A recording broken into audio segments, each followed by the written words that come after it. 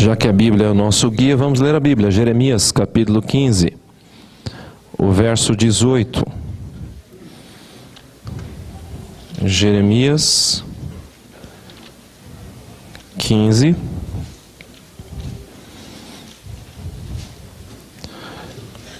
18. Eu leio na tradução da Nova Versão Internacional.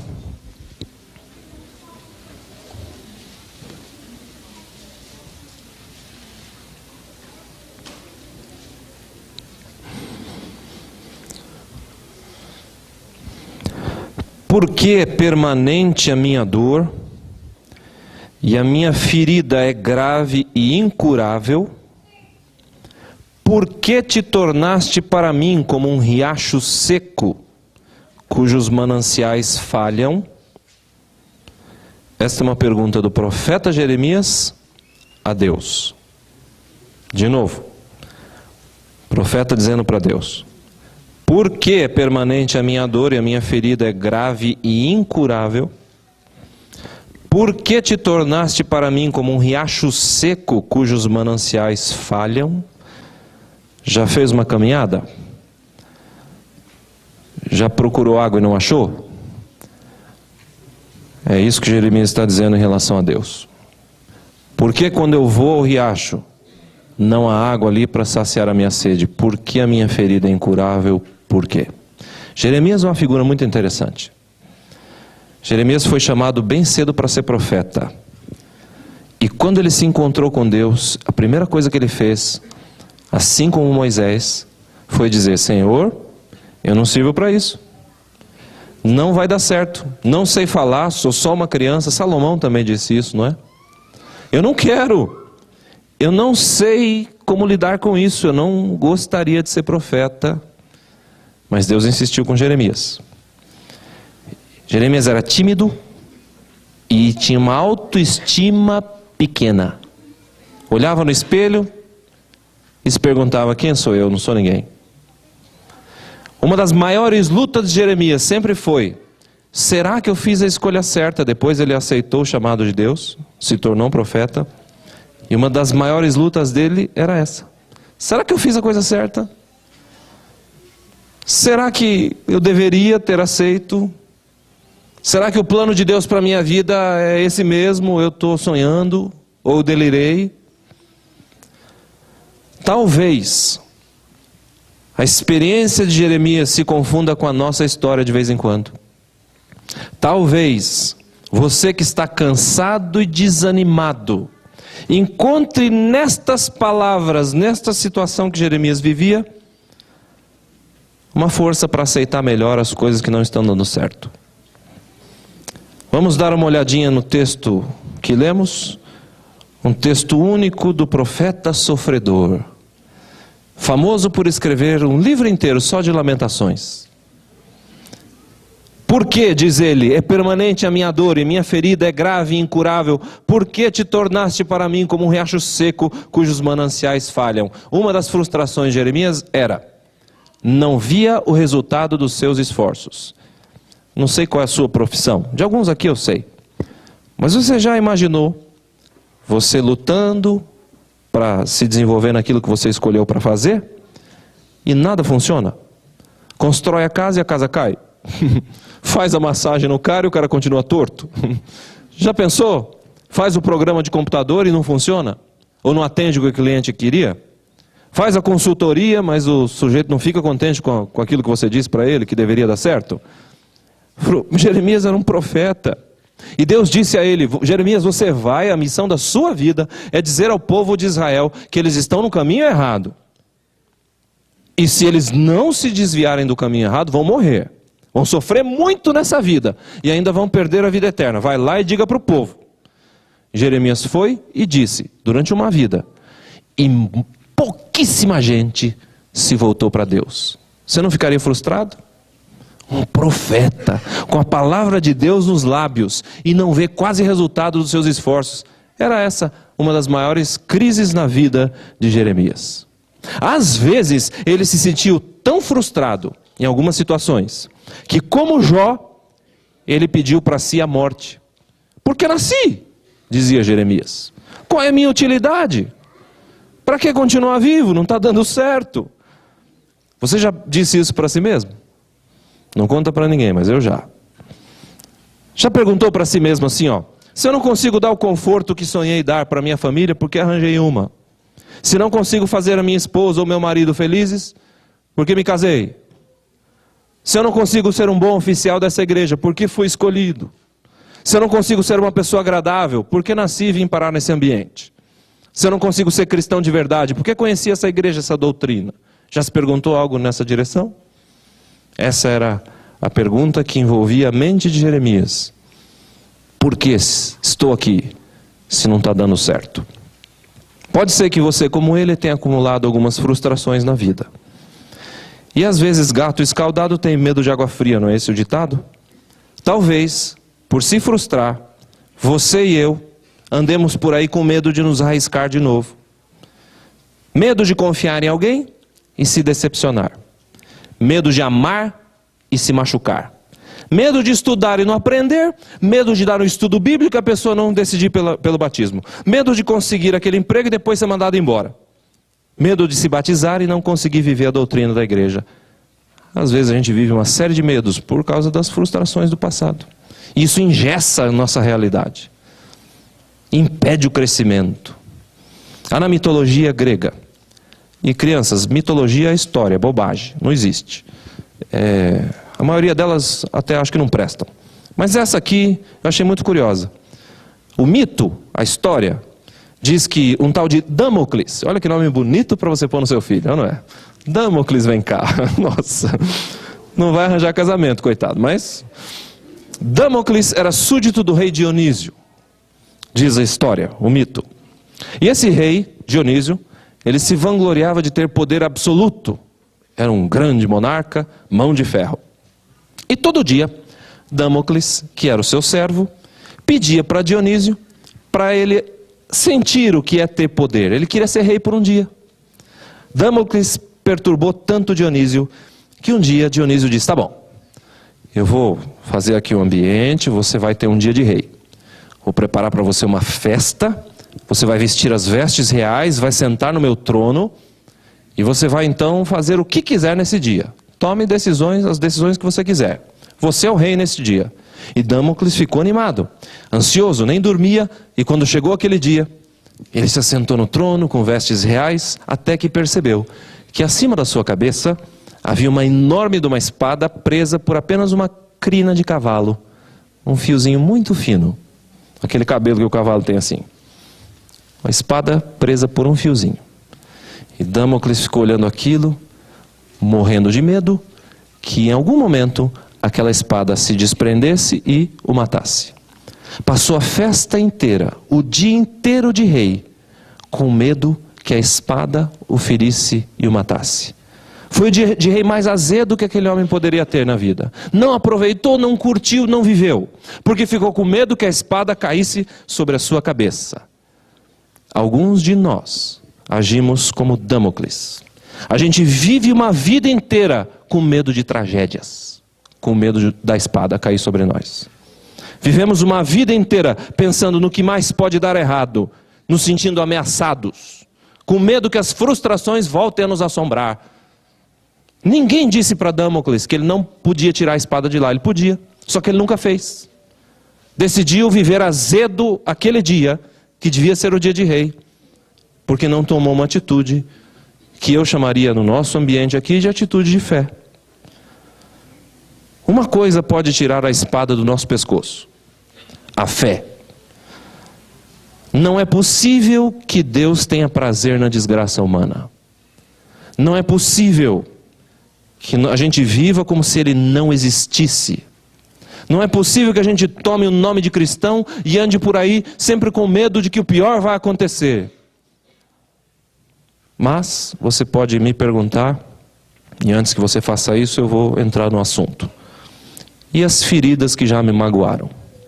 E as tristezas que já vivi? E as marcas que ficaram na minha vida? Como eu lido com isso? Essa é a pergunta de Jeremias no verso 18. Num dos momentos mais difíceis da sua vida. E esta ferida que não sara? E essas lembranças que continuam, e essas dificuldades que parece que me atormentam, já passaram, mas ainda me incomodam. Como que eu lido com isso? Entre outras coisas feridas na Bíblia são erupções de pele, úlceras, e em geral feridas abertas. Tipo aqueles furúnculos, sabe? Acho que é Staphylococcus o nome do bicho que dá aquilo, não é? E eu tive o desprazer de ter 13 deles. Alguns nas costas e deixaram boas marcas. Para contar a história, não é? E eu fico imaginando Jeremias fazendo aqui um paralelo entre as feridas que podiam ser vistas, que machucavam o corpo, pele, com as feridas do coração e da mente. Diante dessas circunstâncias de sofrimento, Jeremias se perguntou, você percebeu o teor da pergunta dele? Por quê? Em geral, quando a gente está sofrendo, a gente pergunta, por quê? Por que a ferida de dentro e de fora não sara? Por que eu tenho que conviver com as marcas da vida? Jeremias nessa hora tinha autopiedade, que é uma coisa que acomete a gente quando a gente está sofrendo. Tenho dó de mim mesmo. Jeremias não só teve pena de si, como pediu vingança para os seus inimigos. Lamentou o dia do seu nascimento, como eu já disse. Enfim, era humano como eu e você. Sentiu na pele e no coração as marcas da vida. E pergunta para Deus, com sinceridade, por quê? Você tem os seus porquês? Eu tenho. Talvez você já tenha se perguntado assim, por que minha família está se desintegrando? Por que estou sem emprego? Por que minha mãe está morrendo no hospital? Por que meus filhos estão fora da igreja? Por que sinto que não tenho amigos? Por que nasci pobre? Por quê? Por quê? Por quê? E por quê? Eu tenho uma porção de porquês. Não dá nem tempo de te dizer aqui quantos são e quais são. Mas um deles, em especial, me marcou profundamente. Eu tinha lá meus 5 anos de idade. E meus pais me disseram que eu ganharia um irmãozinho. Quando a gente tem 5 anos, eu suponho que um irmãozinho seja algo como um brinquedo novo para a gente. Eu me lembro como se fosse hoje, eu me encostava na barriga da minha mãe assim, tentava ouvir o que estava acontecendo lá dentro. Eu acariciava aquela barriga, eu beijava aquela barriga. E eu estava muito ansioso pela chegada daquele irmãozinho. Não sei se era um novo brinquedo, o que era, mas aquilo me causou uma ansiedade muito grande. Tive que esperar 9 meses, na verdade nem 9, porque com 7 o Vonei nasceu. Me lembro, tenho 41 anos, isso aconteceu, eu tinha uns 5, você faz a conta, acho que está 36. Eu me lembro que no dia em que o Vonei haveria de nascer, nós fomos ao hospital. Meu pai tinha um Fusquinha azul, maravilha. Rubinho outro dia disse aqui que sonha em ter um Fusquinha, né? Eu já tive, olha só que privilégio. Meu pai tinha um Fusquinha azul. Aliás, você perdeu essa no JA, né? Que nós tivemos aí do Dia dos Namorados, azar seu, mas foi muito interessante. Fomos de Fusquinha azul buscar a mamãe no hospital. Me lembro que ela ficava acho que no 5º ou 6º andar, ali na Vila Matilde, na zona leste da capital. Chegamos, a coisa engrossou, esquentou ali no hospital, não entendi por quê. Voltamos para casa sem a criança, mamãe, papai e eu. A partir daí, o que eu lembro, o que posso te dizer, é que minha mãe ia ao hospital frequentemente, todo dia, na verdade, e voltava chorando muito. Tomava uns remédios que na caixinha tinha uma tarja preta.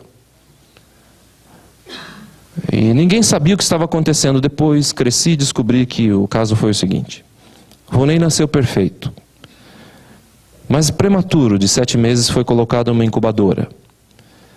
Junto com ele, outro bebê, que tinha uma doença, não lembro, deve ser uma bactéria, que se chama Pseudomonas. Essa coisa come o tecido cartilaginoso do corpo, parte mole do corpo. E o outro bebê transmitiu essa bactéria, penso ser uma bactéria, transmitiu para mais 4 crianças e para o meu irmão. Os 5 morreram. O meu irmão ficou, mas sem a metade do nariz, um pequeno problema na orelha também. Quando meus pais descobriram, os médicos levaram meu pai e minha mãe para ver o bebê. Ele está muito magro, pele e osso. E aqui nessa região havia um buraco bem escuro, negro, feito carvão. Metade do nariz havia se desaparecido. Me lembro que meu pai dizia que as pernas do Vonei tinham a grossura do polegar da minha mãe. Bem, o que o hospital disse é que eles deveriam levar a criança para casa depois de um tempo, para morrer em casa porque não havia nada o que fazer. E assim meus pais fizeram. O que me lembro é que meu pai fazia os curativos, minha mãe não conseguia. E ele tinha que amarrar as mãos do Vonei no bercinho para ele não tirar aquilo tudo. Os anos se passaram e por alguma razão ele não morreu. Fez 13 cirurgias plásticas. A última, em especial, foi bastante agressiva. Ele precisava de pele para recobrir o nariz, e não é muito simples achar esse tipo de pele. Então a solução foi colocar um expansor na testa com um caninho que ia até a parte de trás da cabeça, e ali eles injetavam líquido semanalmente, e aquele expansor ia crescendo até criar pele para recobrir o nariz. Foi especialmente dolorosa, traumatizante, esquisita a beça.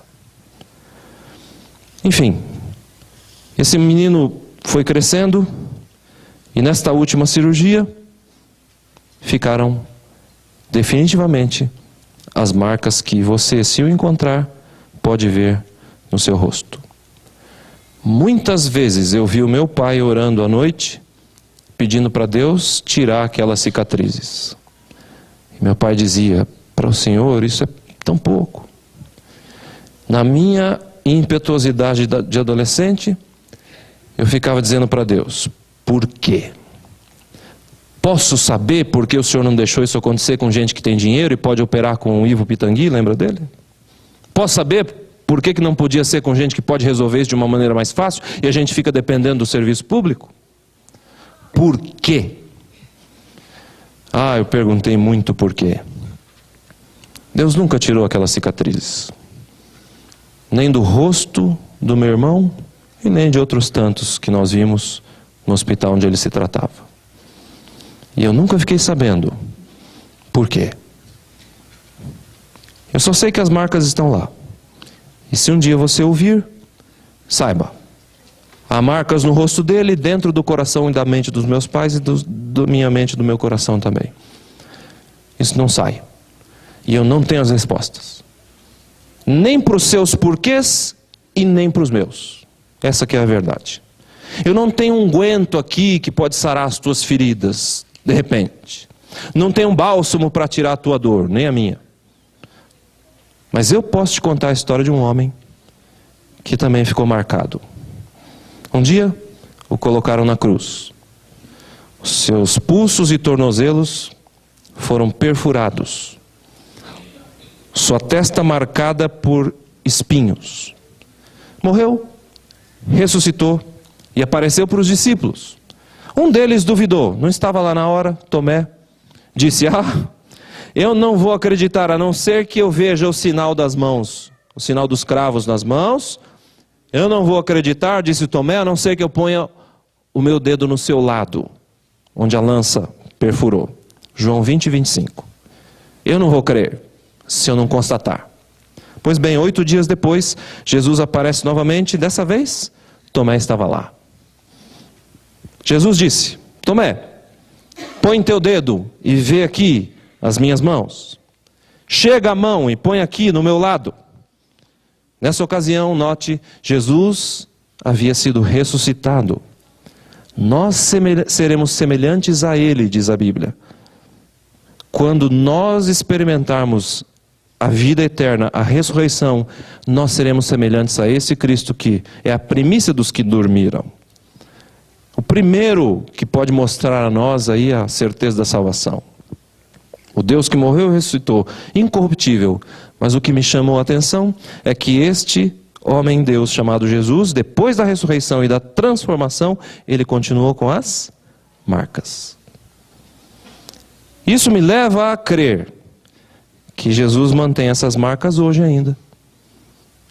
Se ele tinha no momento em que ressuscitou e mostrou para Tomé, deve ter hoje ainda, e mais, deve ter pela eternidade. E eu começo a imaginar que um dia, quando a gente estiver no mar de vidro, um dia quando a gente se reunir, quando a multidão dos salvos estiver na Nova Jerusalém, em um quadrado enorme sobre aquele mar de vidro, eu creio que você vai poder olhar no seu retrato ali, na imagem refletida naquele lugar, e ali você vai poder pensar: as feridas se foram, as suas feridas, as marcas foram apagadas, hoje eu sou plenamente feliz.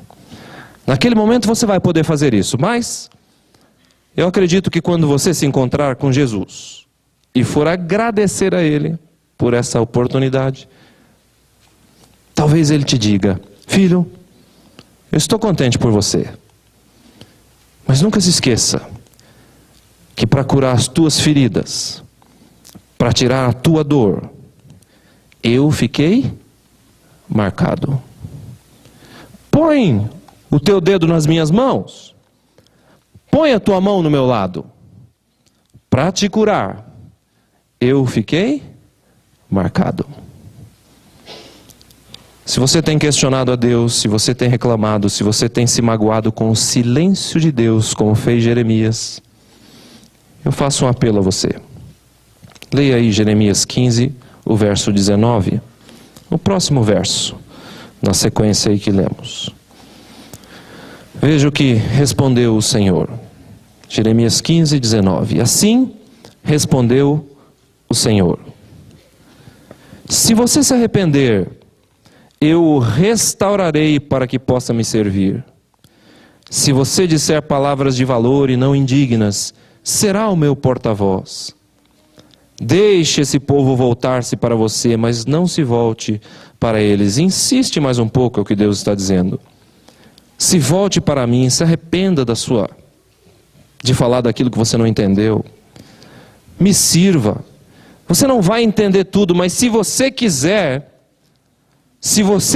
eu posso te recomissionar para a missão de profeta. Eu posso ainda, você ainda tem solução. Deus nunca explicou para Jeremias todos os seus porquês. Assim como não explicou para mim, e talvez não explique para você. Vai chegar o dia da nossa cura, eu não tenho dúvida. Agora, quando será? Será nessa vida? Não sei. Mas eu sei, segundo Romanos 8, 28, que todas as coisas cooperam para o bem daqueles que amam a Deus, daqueles que são chamados segundo o seu propósito. Eu termino contando a história daquela menina que, triste com as dificuldades da vida, procurou sua mãe. Mãe, não fui bem na prova de matemática, o meu namorado terminou comigo, minha melhor amiga mudou para outra cidade e ela estava num poço de amargura. A mãe sabia que aquela moça se animava um pouquinho quando comia um bolo feito por ela. A mãe decidiu então oferecer essa possibilidade. Filha, você quer comer um bolo para distrair as mágoas aí? Quero. Seus bolos são deliciosos, ok? Ela levou a menina até a cozinha e separou os ingredientes: óleo, farinha, ovos, os utensílios, e disse: filha, é o seguinte, tome aqui um pouquinho deste óleo de cozinha. Beba um pouquinho. Mas mãe, é horrível. Bom, depois que você tomar o óleo, você pode comer esses ovos crus. Mãe, você está enlouquecendo? Depois que você tomar o óleo, beber o óleo, comer os ovos, você pode mastigar a farinha e o bicarbonato de sódio. Mãe, o que você está querendo me dizer? Estou querendo te dizer que esses 3 ingredientes, separadamente, são ruins para o paladar e para o corpo. Mas colocados juntos na medida certa, eles se transformam num bolo maravilhoso. Eu quero dizer com isso que eu não sei o momento da cura das tuas marcas e das tuas feridas. Mas eu sei que nós absorvendo esses ingredientes durante a vida, separadamente, eles não parecem agradáveis. E a gente não entende o porquê e às vezes questiona Deus. Mas eu sei que todas as coisas contribuem para o bem daqueles que amam a Deus, e na eternidade nós entenderemos como esses ingredientes se juntam e se tornam no que há de mais fantástico para o ser humano nessa experiência que vivemos aqui. Eu tenho absoluta certeza que se a gente tiver um pouquinho mais de paciência, um dia a gente lá em cima vai entender o bolo que Deus está preparando para nós. Um dia nós vamos comemorar a eternidade. Agora, você vai ter que ficar com os seus porquês, e eu com os meus.